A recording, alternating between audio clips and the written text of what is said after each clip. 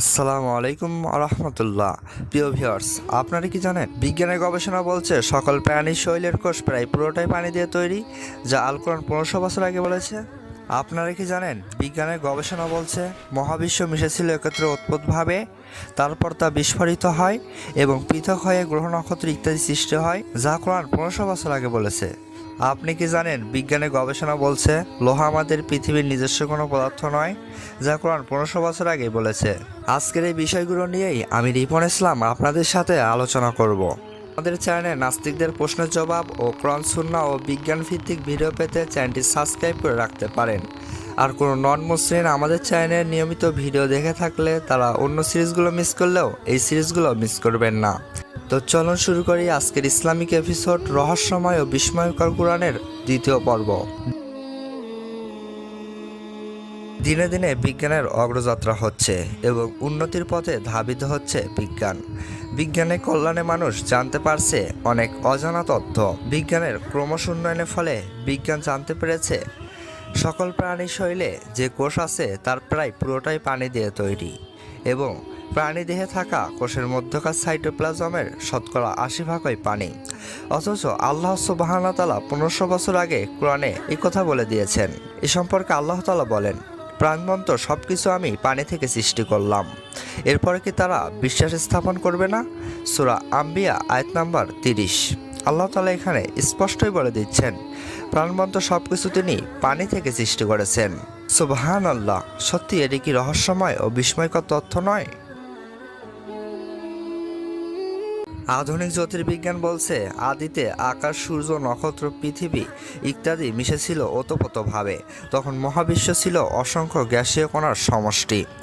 পরবর্তীকালে মহাবিস্ফোরণের মাধ্যমে নক্ষত্র, সূর্য, পৃথিবী ইত্যাদি সৃষ্টি হয়। এটাই বলছে বিগ ব্যাং থিওরি। অথচ এই কথা আল্লাহ সুবহানাহু ওয়া তাআলা 1500 বছর আগেই কোরআনে বলে দিয়েছেন।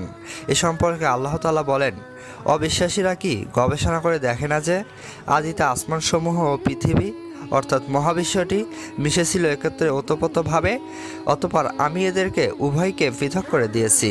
সূরা আম্বিয়া আয়াত নাম্বার 30। আল্লাহ তাআলা এখানে স্পষ্টই বলে দিচ্ছেন আদিতে মহাবিশ্বটি মিশেছিল একত্রে ওতপ্রোতভাবে, তারপর আল্লাহ তা বিস্ফোরণের মাধ্যমে পৃথক করে দেন এবং গ্রহ নক্ষত্র ইত্যাদি সৃষ্টি হয়। সুবহানাল্লাহ, এটি কি সত্যি রহস্যময় ও বিস্ময়কর তথ্য নয়?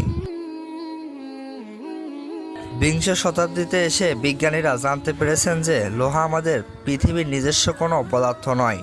বিজ্ঞানীদের মতে লোহা আমাদের সৌরমণ্ডলের কোনো পদার্থ নয়, অন্য কোনো সোলার সিস্টেম হতে আমাদের পৃথিবীতে এসেছে লোহা। অথচ আমাদের জ্ঞানের সম্প্রসারণের অনেক পূর্বেই আল্লাহ তাআলা পবিত্র কোরআনের মাধ্যমে আমাদের এই বিষয়টি জানিয়ে দিয়েছেন। এ সম্পর্কে আল্লাহ তাআলা বলেন, আর আমি নাজিল করেছি লোহা, যাতে আছে প্রচণ্ড রণশক্তি এবং মানুষের বহুবিধ উপকার। সূরা হাদীদ আয়াত নাম্বার 25। এখানে আল্লাহ তাআলা স্পষ্ট বলে দিচ্ছেন আল্লাহ তাআলা লোহা নাজিল করেছেন, অর্থাৎ আল্লাহ তাআলা লোহা নাজিল করেছেন, তারপর তা পৃথিবীতে এসেছে। সুবহানাল্লাহ, সত্যি এটি কি রহস্যময় ও বিস্ময়কর তথ্য নয়?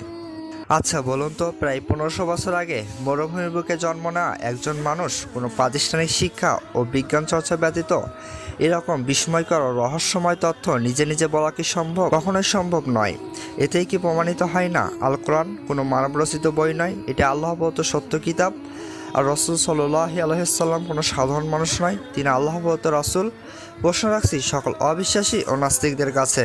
আজ এই পর্যন্তই, ইনশাল্লাহ আবার দেখা হবে অন্য কোনো নতুন ইসলামিক এপিসোডে। আমাদের পরবর্তী ভিডিওগুলো পেতে অবশ্যই চ্যানেলটি সাবস্ক্রাইব করে রাখতে পারেন।